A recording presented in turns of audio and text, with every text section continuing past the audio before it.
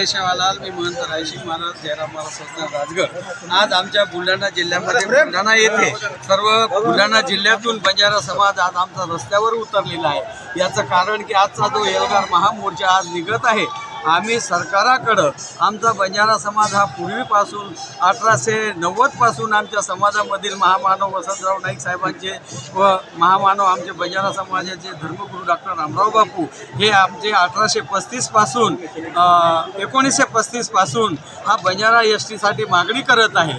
आणि आम्ही काय जाणून बुजून मागत नाही। पूर्वीपासून आमचा बंजारा समाज दऱ्या खोऱ्यात खेड्यापाड्यात राहणारा, एकदम जंगलमध्ये राहणारा बंजारा समाज, आदिम समाज, आदिवासी बंजारा समाज आहे।